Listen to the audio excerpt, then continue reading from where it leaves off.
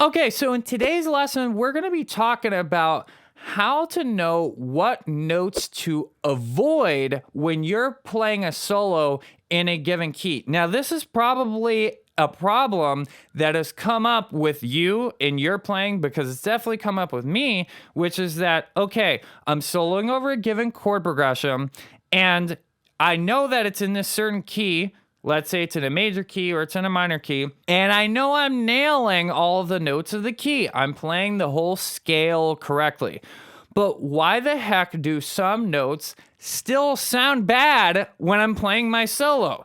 That is exactly what we're going to be taking a look at today, and it's an issue that I've addressed before in other videos, but we're going to take a little bit of a simplified approach. All right, so let's take a look at this track that we're going to be playing over, and how do we figure out what notes to avoid in the key? So first of all, the chord progression is going to be E minor for one bar, and then it's going to be a C major, actually a C major 7 chord. And then it's going to be an A minor 7. It doesn't really matter actually if they're 7th chords or not, but that is the chord that's being played. And then there's an E minor 7 as well. There's actually both E minor 7s. So how do we know, first of all, what notes to play? So I'm just going to tell you right now, it's in the key of E minor / the key of G major, if you're aware, of course, the idea of relative minors and so on and so forth. So let's write out the names of the notes that are in the key, and then we're going to start to figure out, how do I know what are the notes to avoid in the key? So, of course, right there, they're all displayed for you on a fretboard diagram. But let's just write the basic 7 notes that are in the key really quick. So those are going to be E, and then F sharp, and then G, and then A, and then B, and then C, and then D. Now, there are other E minor scales. There's the E melodic minor scale. There's also the E harmonic minor scale, but we're going to start with this as our baseline, which is the E natural minor scale. That's what everyone kind of learns at first, besides, of course, the good old like E minor pentatonic scale, okay? So the E minor pentatonic scale will actually work pretty well over this, of course. That would work, but what if we want to use the whole entire key? That's where sometimes you can run into some problems. So with that being said, we have to figure out on a chord by chord basis what notes in the key clash with what chords in the progression. And I'm going to give you a little trick that's going to show you what exactly to look for in order to know beforehand, without even like necessarily listening to it, whether or not a note is going to clash with a given chord that you're playing over. So with that being said, let's actually write out all the notes that are in the chord progression that we're playing over. So first of all, we have E minor 7, E, G, B, and D. Then we have C major 7, C, E, G, and B. And then we also have an A minor 7 chord. And that's going to be A, C, E, and G. Over the E minor 7 chord, first of all, one exercise that I like to do is to simply drone each of the chords in a progression. If you can, if you have a way of looping and you have your track or whatever it is set up in this manner, is to simply just play over each chord and see like, okay, which note is the one that clashes, if there are any. Sometimes there's chords that actually don't have any notes that are clashing over it. And then seeing which ones clash and taking note of them, okay? So with that being said, let's actually try doing that. So we're just going to play over the E minor 7 chord, okay? And we're going to go very slowly one by one, and I want you to decide for yourself whether or not a note sounds good over the chord. So let's try with E minor 7. So first I'm going to play E. I think you should be able to tell that sounds pretty good. It's the root of the chord. So what about F sharp? We're just going through all the notes in the scale. So now F sharp. That one sounds nice. I don't think it clashes. It sounds very colorful. Let's go to G. What about G? To me, that one still sounds very good. Let's go up to A. I like that one. What about B? So far, the first 5 notes of the key work great. They all work great over that chord. So now B, what about C? Ooh, yikes. That C kind of sounds a little bit hairy. Okay, so let's take note of that. That C is a note that I kind of want to avoid. Now, it doesn't mean that I can't play it. I would just probably want to resolve it down a half step to the B, so. But I don't think I'd want to sit on that note C, so I'm going to take a mental note of that one. What about D? D sounds very nice over that chord, okay? And then now we're back to E. So right away, just like literally using our ears and some basic logic, we just figured out that over that E minor 7 chord, all of the notes in the key sound really good, actually, except for that C note. That C note is the note that we have to pay attention to, okay? Now, what is it exactly about that C note and basically any other note that you're going to find in a key that clashes with a chord that makes it sound hairy like that? It's very simple, okay? It is 1/2 step above one of the chord tones, okay? Whenever you find a note that is 1/2 step above one of the chord tones and the chord you're playing over, you have to be very, very careful with that note. It is going to sound dissonant. It just is. So let's remember that rule of thumb. Any note that's a 1/2 step above a chord tone is going to sound dissonant. So let's write that down. Okay, so that's really all you need to remember, is that you need to watch out for notes in the key that are 1/2 step above one of the chord tones in the chord that you're playing over. Now, this is something I've talked about a whole bunch of times. This is why it's important to learn the arpeggios of the chord progression you're playing over. Because if you learn the arpeggios of the chord progression you're playing over, you're going to cut right to all those chord tones, and those are never going to sound bad. But there's also lots of other notes that are not in the chord that also sound great to play over. Like, for example, if we look at the notes there in the E minor 7, E, G, B, and D, well, guess what? Also, F sharp sounded really good. A also sounded really good. So the only one that was really giving us an issue was actually that C note there, okay? And we're going to actually talk in a second about, first of all, we can do 2 things about this, okay? Number one is we can just avoid that note. So I can just say, okay, whenever I'm playing over the E minor chord, I'm just not going to play C, okay? So let's see what that sounds like.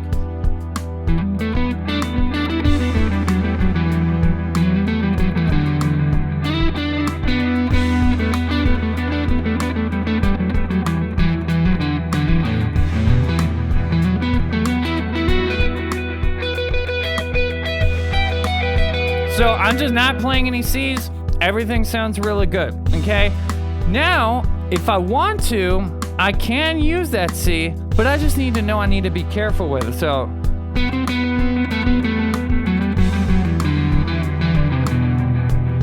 I don't want to sit on that C for a long time.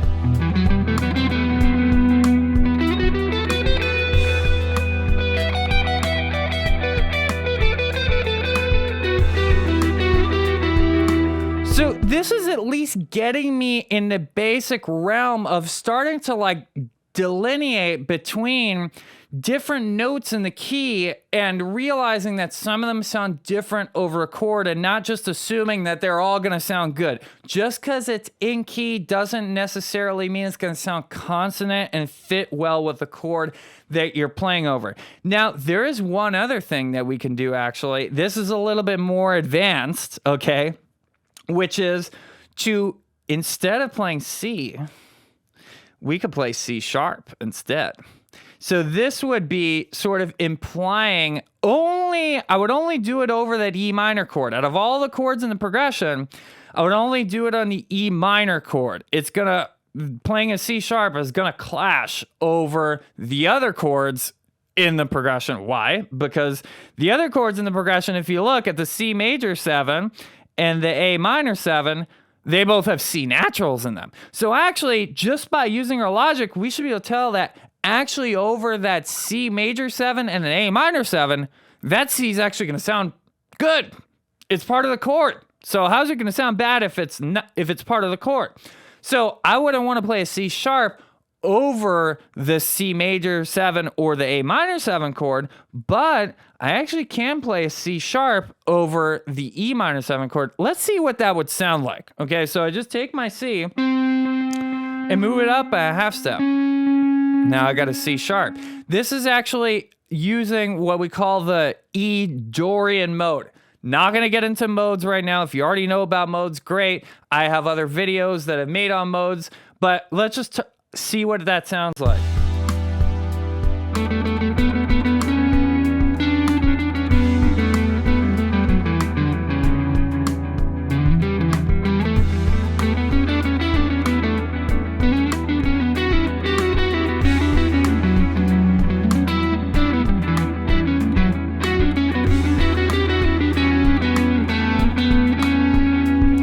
So you hear that C sharp, actually, it brings like a different character to what I'm playing over that E minor 7 chord.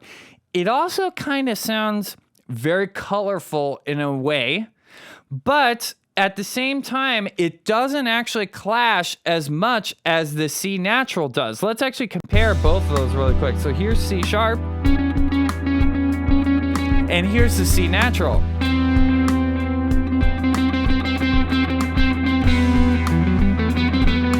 This would be using C sharp.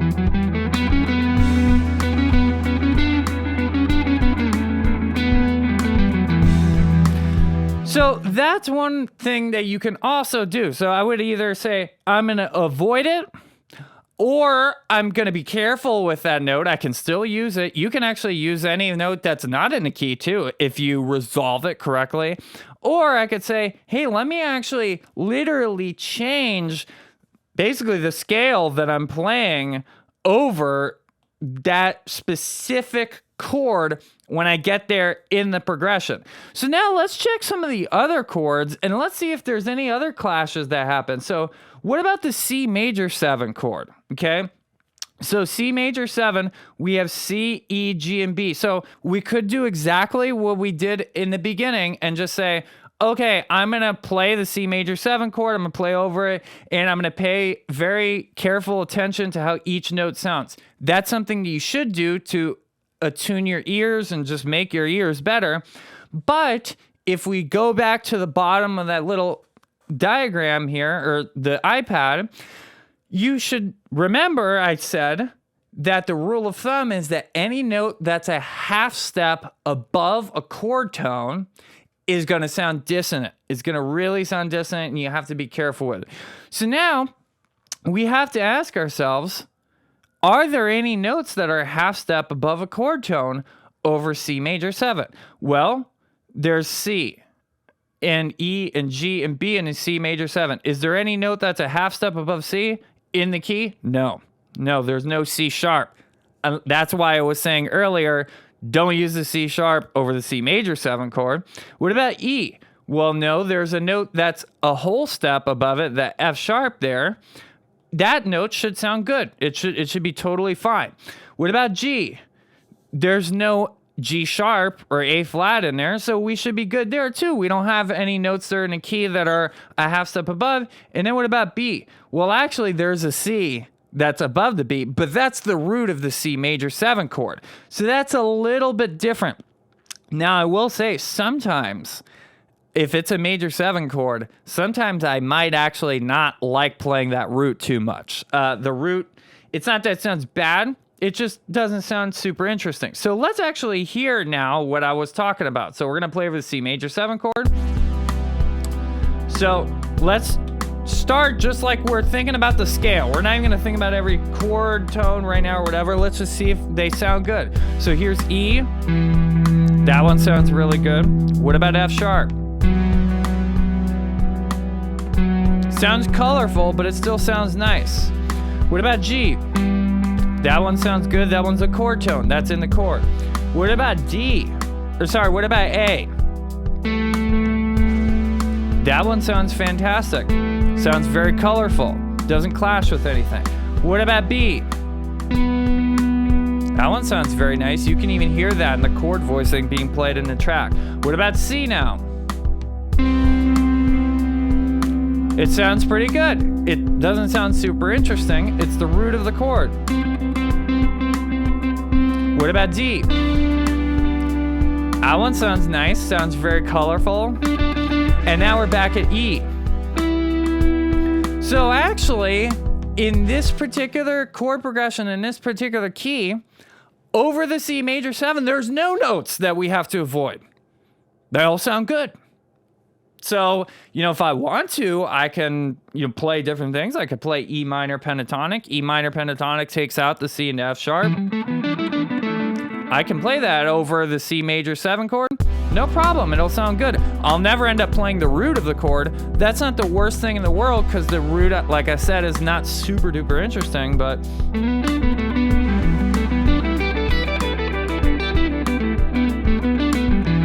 that's what an E minor pentatonic would sound like over that chord. So you'll find sometimes, guys, that there's certain chords in the progression that don't have any notes that are going to clash with them because there's no notes like that that are a half step above one of the notes in the chord, like our rule of thumb goes. And now let's just check the last chord here in the progression. It actually goes back to E minor 7, of course, is technically the last chord, but it's also the first chord. But the last unique chord, A minor 7. So I'll just tell you right now, actually, if you look at A minor 7, A, C, E, and G, it is a very, very, very similar chord to C major 7. A minor 7 and C major 7 are very, very heavily related, and things that sound good over C major 7 are probably going to sound good over A minor 7 too, because literally 3 of the notes in the chord are the same. But let's just do our due diligence and check. So are there any notes in the key that are a half step above one of the chord tones? Let's see. Let's check A. No, there's a B in it, not a B flat, so there's no note that's a half step above. C, there's a D, that's a whole step above C, we're good there. There's E, there's an F sharp, that's a whole step above, we're good there. And then G, there's an A, that's a whole step above. So theoretically, without even listening to anything, we should actually already know that there are no notes in this key that are going to sound bad over the A minor 7 chord. It's kind of funny. This is an E minor scale, and the only chord in the whole progression that has any notes that sound clashing over it is the E minor chord. The other chords, the C major 7 and the A minor 7 chord, they don't have any clashes. But let's just double check with our ears, because at the end of the day, our ears are king. So here's E. Here's F sharp. That one sounds colorful. What about G? Sounds great. What about A? That's the root of the chord. That one sounds really good. What about B?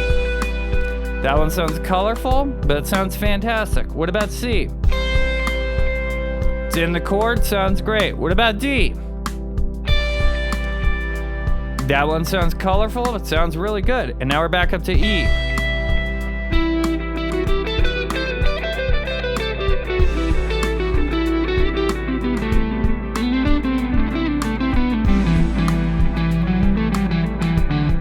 So there you go. All you need to do is remember, check the key and the chords that you're playing over and check for any notes that are a half step above one of the chord tones in the chord that you're playing over. So we'll do one more thing. I'm going to play over the whole entire backing track again. And so I'm going to do just really one modification to playing all the notes in the key, which is that over the E minor chord, I'm going to try to avoid a little bit that C note, okay? And if I do play that C note, I'm going to try to get right off of it and go down to a B. Other than that, on all the other chords, I'm straight. I don't need to do anything. On the C major 7 and the A minor 7, I'm totally fine. So let's see what that sounds like.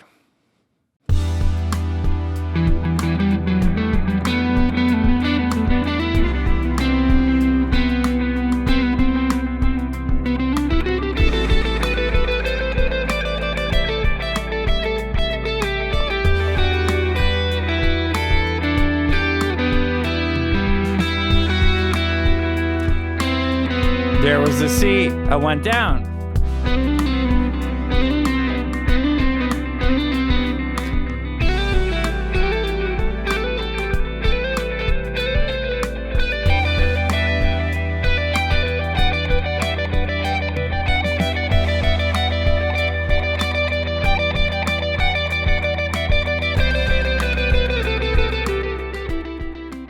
So if you want to learn how to master the guitar fretboard so that you can learn all keys and also learn your arpeggios in all keys so that you can find those chord tones in any chord progression that you're playing over so that you can more easily cut right to those notes that are going to sound totally consonant and fit perfectly with the chord, then make sure you head on over to jamsville.com right now and check out the Jamsville GPS Fretboard Fundamentals course. This course is going to be the best course that you've ever taken if you've never learned about any of this stuff before and you are just kind of meandering with the same old pentatonic shapes in your solos.